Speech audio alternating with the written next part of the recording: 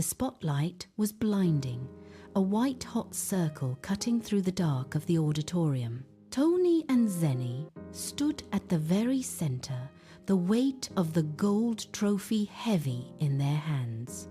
Above them, a massive banner declared them National Innovation Champions. The air in the room felt thick, vibrating with the roar of 500 people on their feet. Zeny gripped the scholarship certificate, her knuckles white, while Tony looked out into the sea of blurred faces. The sound was deafening, a relentless wave of applause that hammered against the stage floor. Only hours ago, the silence in the lab had been absolute, filled only by the hum of cooling fans and the smell of ozone. Now, the transition from the quiet struggle to this explosion of noise was dizzying. They held the trophy higher, a singular point of focus for every camera in the room. The judges nodded in approval, their expressions unreadable, but their intent clear. This was the finish line. They had crossed it together, leaving the wreckage of the past behind them, standing as the only two people who knew exactly how much that metal and paper had cost. The celebration continued, but the true story was just beginning. The applause faded, leaving behind the stark reality that brought them to this podium. Success was not a gift. It was the result of a collision between two irreconcilable worlds. On one side stood Tony and Zeny, defined by the calluses on their fingers and the static of 1,000 long nights.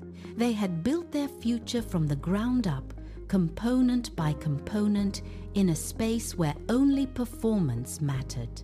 On the other side stood Marcus. He watched the world through the windshield of a high-end vehicle, convinced that the future was a commodity he could purchase. He operated on a belief system where every obstacle could be dismantled by a checkbook or a phone call. He saw the innovation as a threat to his dominance, a challenge that his father's influence had always silenced before. He thought money could dictate the laws of physics and the results of a competition. He was wrong. The gap between them was wider than the floor of the auditorium. It was the distance between something earned and something expected. While the crowd cheered for the trophy, the true victory lay in the fact that Marcus had tried to buy the game, but he had failed to understand the players. 8 months earlier, the auditorium was a world away. The lab was their only reality. While their classmates spent weekends at crowded parties, Tony and Zeny were hunched over a workbench, the air heavy with the sharp, metallic tang of burning solder. Tony's focus was absolute. He spent hours drafting complex code, his fingers flying across the keys until his wrists ached. Beside him, Zeny carefully aligned the glass panels of the solar filter, her movements precise, deliberate, and slow. They lived on lukewarm coffee and the rhythmic hum of the ventilation system. Every wire they connected was a choice to prioritize the project over comfort. They tracked efficiency rates in notebooks that grew thicker with every failed test. When a circuit blew, they didn't walk away.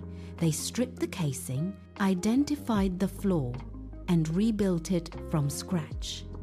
The filter was not just a machine, but a record of every late-night breakthrough and every exhaustion-filled morning. They were not looking for a shortcut. They were solving a problem for remote villages, one line of code at a time. By the 7th month, the prototype began to hum with a steady, consistent power. The vision was finally taking physical form. From the tinted seclusion of his sports car, Marcus watched the lab entrance with a clinical indifference. He did not care about the solar filter or the villages it might serve. To him, the competition was a nuisance that required correction. Beside him on the passenger seat sat a drone. a sleek piece of engineering that had never felt the warmth of a soldering iron in his hands. It was the product of his father's hired engineers, delivered to his doorstep, fully assembled and ready for the judges. He watched as Tony and Zeny walked toward the building, their hands stained with grease and their bags heavy with tools. Marcus checked his watch, tapping the steering wheel with a rhythm of impatient authority. He viewed their dedication as a flaw, a desperate effort that could be easily dismantled by the right pressure. He started the engine, the low growl vibrating through the leather seats, and pulled into a parking space near the lab. He stepped out, his eyes fixed on the workbench visible through the window. He did not build his future. He bought it, polished it, and presented it as if it were his own. He was ready to ensure that the competition ended exactly how his father had planned. Marcus pushed the heavy lab door open, the sound echoing against the workbenches. He walked directly toward the center aisle, his boots clicking sharply on the concrete floor. Tony and Zeny stopped their work, the low hum of the testing equipment fading into the background. Marcus did not stop until he reached their station. He braced his hands on the edge of the table, leaning in until he was inches from Tony. The air in the room tightened. He looked at the prototype, then back at them, his mouth curling into a slow, deliberate sneer. He lowered his voice, turning it into a sharp, jagged whisper that cut through the silence. "My father owns the university board," he said, his eyes scanning the room as if checking for witnesses. "You think you are clever, but you are nothing." He shifted his weight, pressing further into their space, forcing them to retreat against the wall of the workbench. "Drop out today, or I will bury your families in lawsuits that will bleed them dry for a decade." He held the gaze, waiting for the fear to set in, his fingers drumming a slow, rhythmic pattern on the surface of their hard work. The threat hung in the air, heavy and undeniable. Tony did not blink. He did not step back. He stood his ground, letting the threat settle into the silence of the lab without acknowledging it. The air remained thick, but the power dynamic fractured. Tony slowly reached out, his hand hovering over the keyboard of their primary terminal. He tapped a key, and the monitor flickered to life, displaying a cascade of green text and time-stamped data. "Look at the logs, Marcus," Tony said, his voice devoid of the tremor the bully wanted to hear. "Every line of code, every test result, every iteration, it is all backed up on remote servers." He pointed to the scrolling lines of data, each one a testament to 8 months of labor. "We have every timestamp. We aren't going anywhere." Zeny stepped up beside him, her posture rigid, her hands folded firmly across her chest. They were no longer the targets of a lecture. They were the architects of their own defense. Marcus pulled back, his sneer faltering as he looked at the screen. The reality of their evidence hit him. He had expected panic, but he found only cold, technical resolve. The intimidation failed.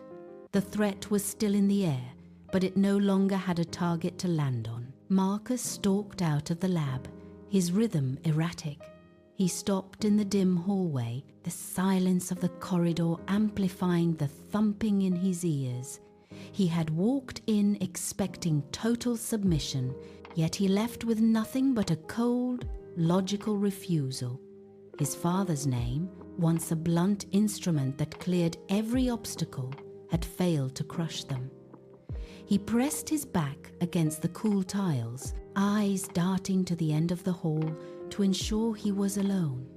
The arrogance that usually defined his posture sagged. He reached into his coat, fingers brushing against the plastic edge of his father's MasterCard. This was the final fallback. He pulled the card out, turning it over in his grip, the sharp edges digging into his palm. The plan to use legal pressure was dead. He needed to erase their work entirely. His breathing hitched, becoming shallow and quick as he stared at the card. The shift was absolute. He was no longer the son of a billionaire exerting influence. He was a desperate vandal looking for a way to break the truth.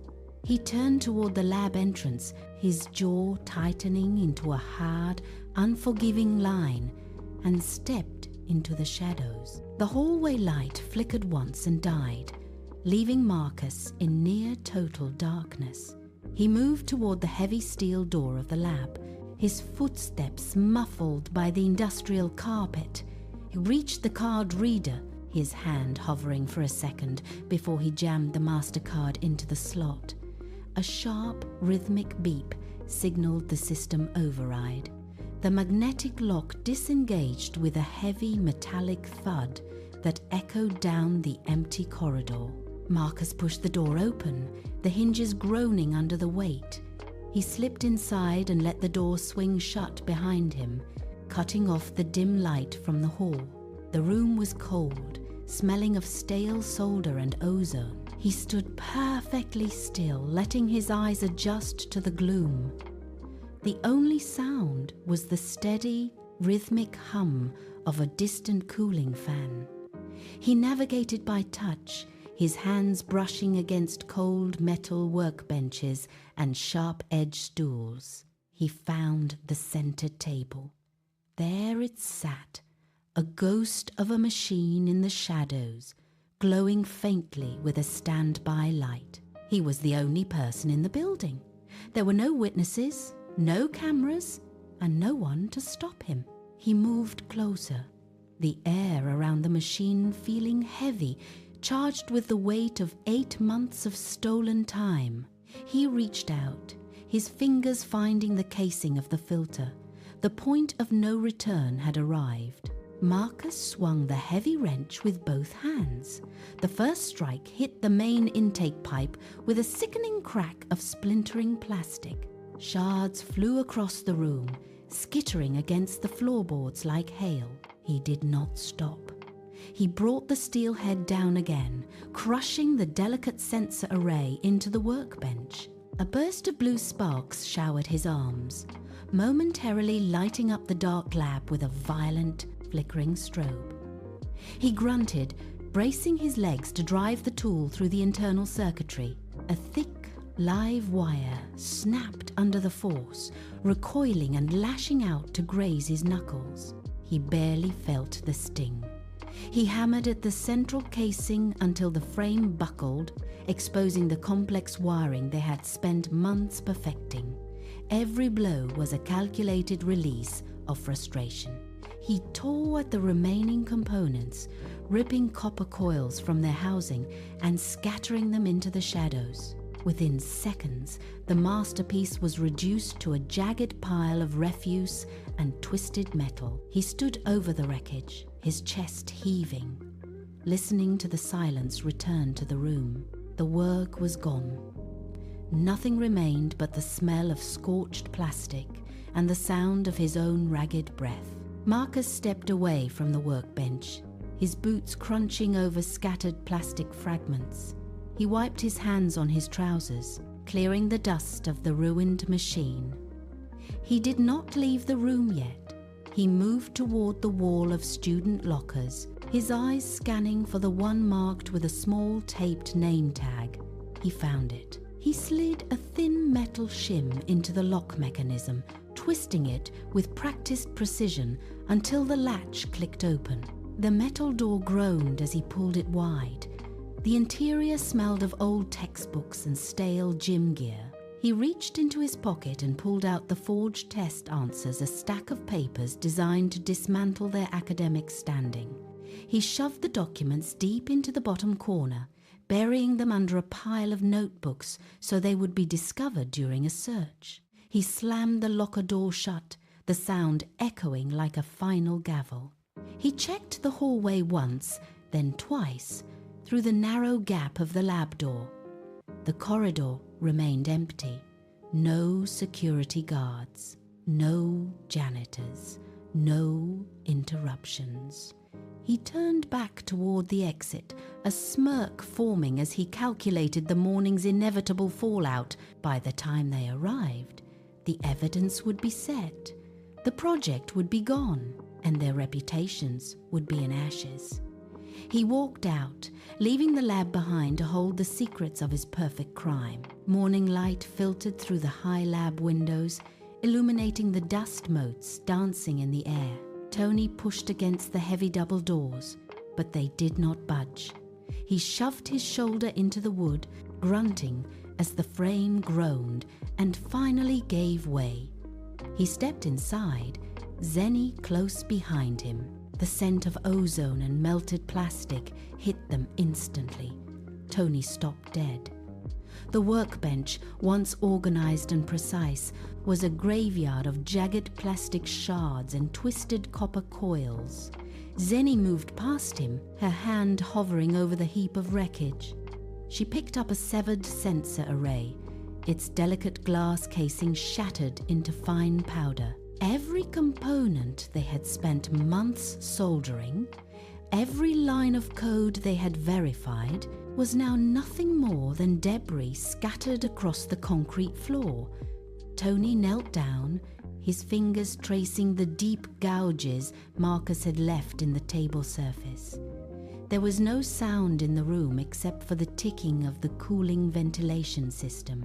The scale of the destruction was absolute. Zeny stood up, her jaw tightening as she looked at the empty space where their project had stood just hours before. The reality of the sabotage settled over them, heavy and suffocating.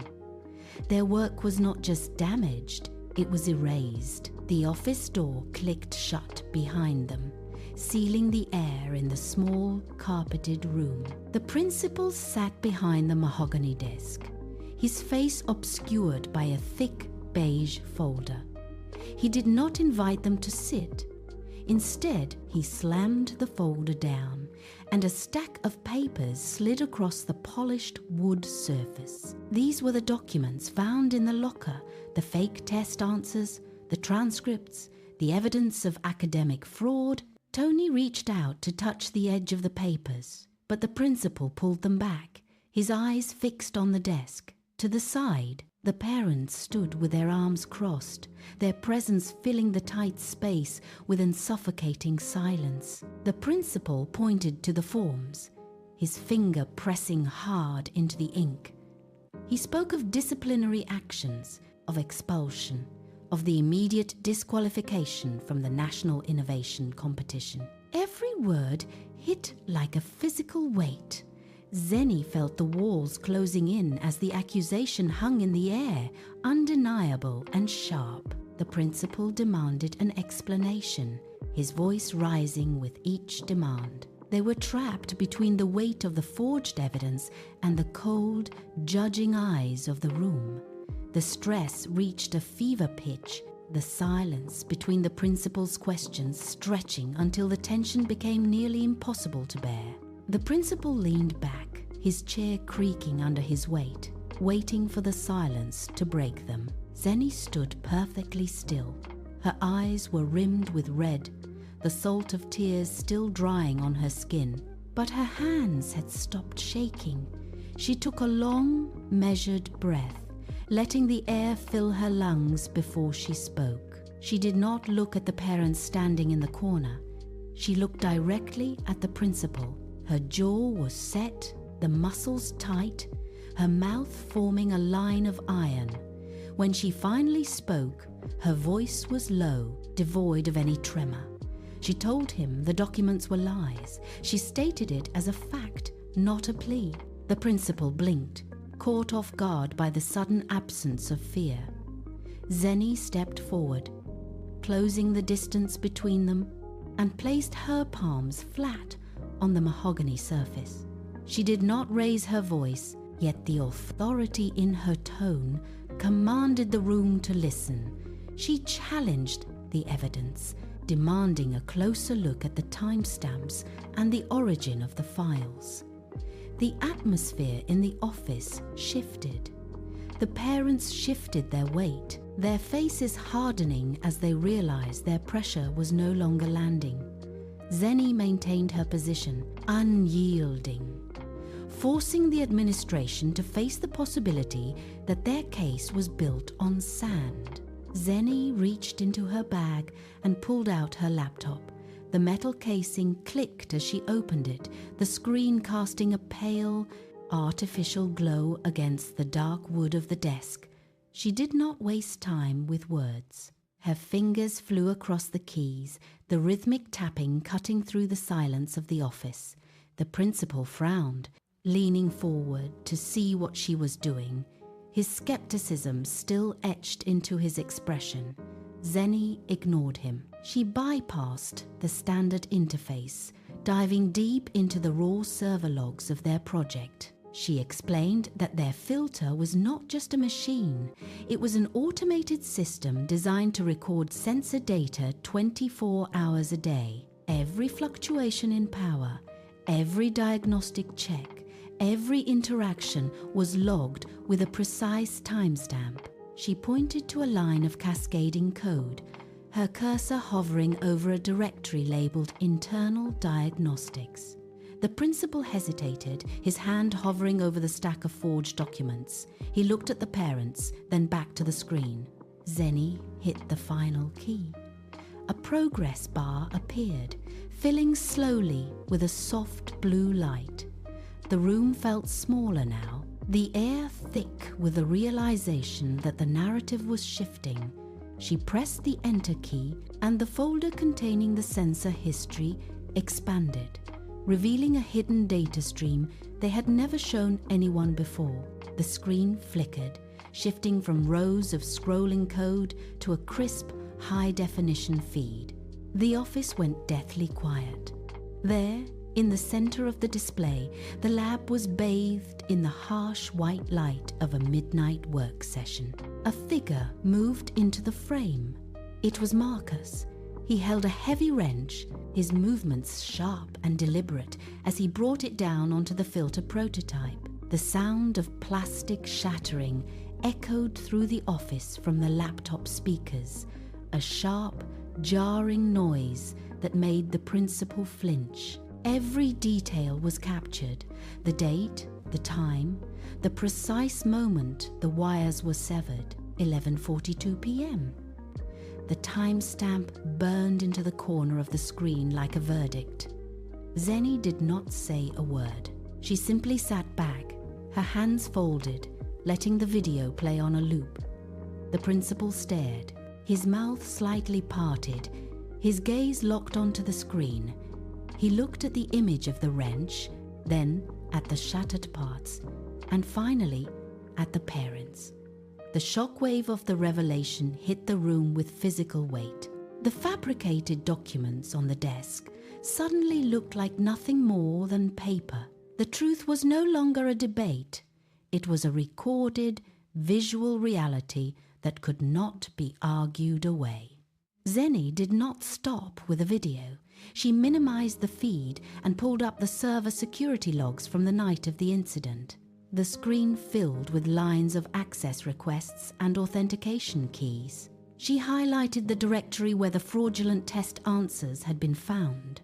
The principal leaned in close, his eyes scanning the data columns.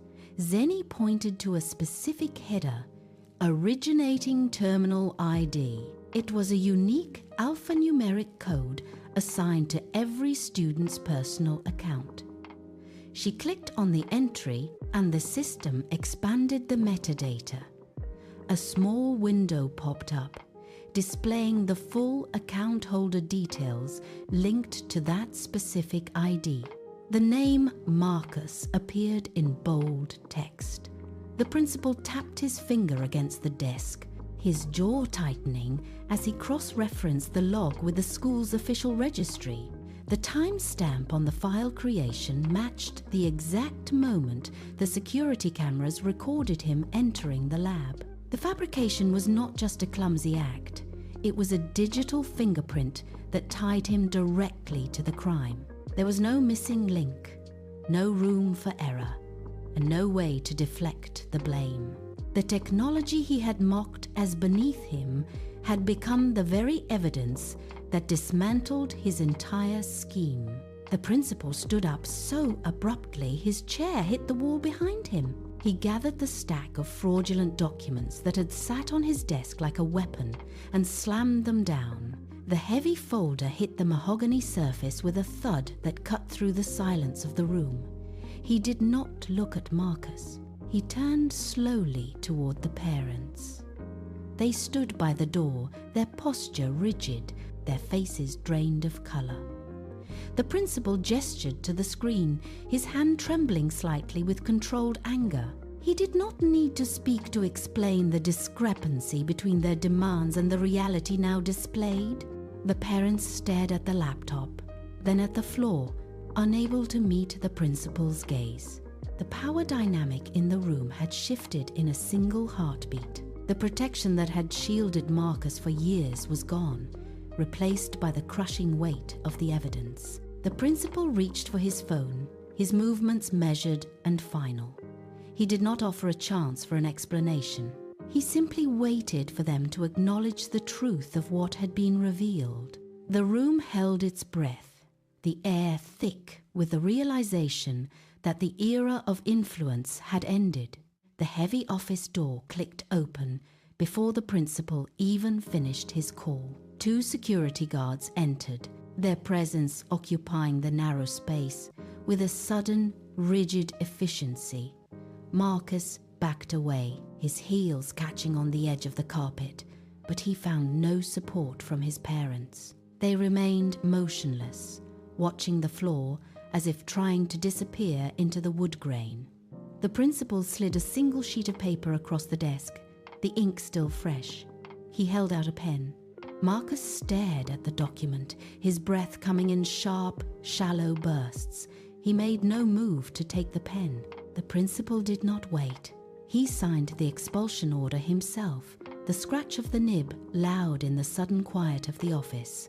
He tapped the paper twice and nodded to the guards. They stepped forward, their hands firm on Marcus's shoulders. He tried to pull away, but the grip held. They steered him toward the hallway, his footsteps dragging against the floor. As they reached the exit, the glass door swung open, admitting the cold air from the parking lot. His influence did not follow him outside. He was led to the curb, a single figure in the open space. As the doors locked firmly behind him, the heavy silence of the office faded, replaced by the rising hum of the auditorium. Lights flooded the stage, turning the floor into a reflective sea of white. Tony and Zeny stepped forward, their movements deliberate.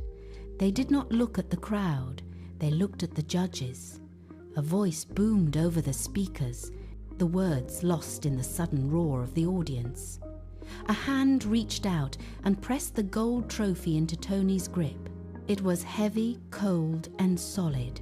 Zeny took her scholarship certificate, the paper crisp and thick between her fingers. They stood side by side, the bright banner hanging behind them, casting a long shadow across the boards. The camera flashes popped in rhythmic bursts, illuminating the stage with each pulse of light. They did not smile for the cameras. They stood still, their shoulders squared, their breathing steady. The invention sat on a pedestal to their left, polished and functional, a testament to the 8 months spent in the lab. The crowd rose to their feet, the sound of applause rolling forward like a tide. For the first time, the work was finished.